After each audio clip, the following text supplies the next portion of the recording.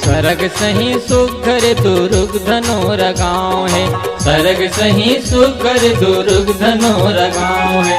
जगह जगह देवता धामी, जगह जगह देवता धामी, बर्फी पर के छाँव है। सरग सही सुघर दुर्ग धनोर गाँव है, सरग सही सुघर दुर्ग धनोर गाँव है।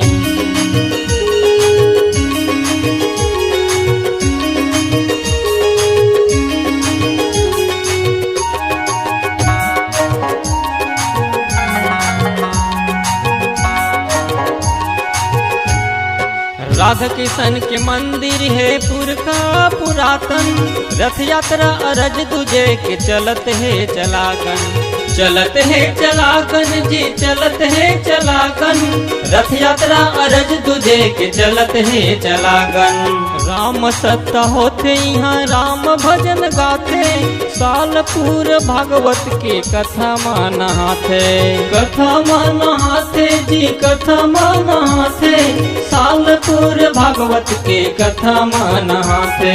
मन के सब सिद्धवा, मन के सब सिद्धवा, अंतस भक्ति भाव है। सरग सही सुघर दुर्ग धनोर गाँव है, सरग सही सुघर दुर्ग धनोर गाँव है।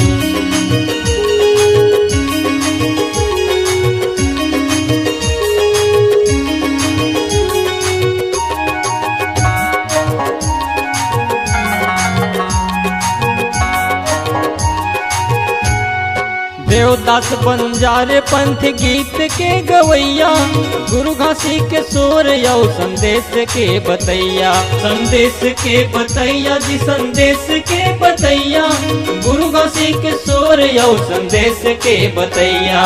देश यौ विदेश में अपन कला के देखैया, नहीं है ओकरे जैसे घुंघरू बांध के नचैया, बांध के नचैया जी बांध के नचैया, नहीं है ओकरे जैसे घुंघरू बांध के नचैया। चारों खोर गली गुंजे, चारों खोर गली गुंजे, नाचत वो पाँव है। सरग सही सुघर दुर्ग धनोर गाँव है, सरग सही सुघर दुर्ग धनोर गाँव है।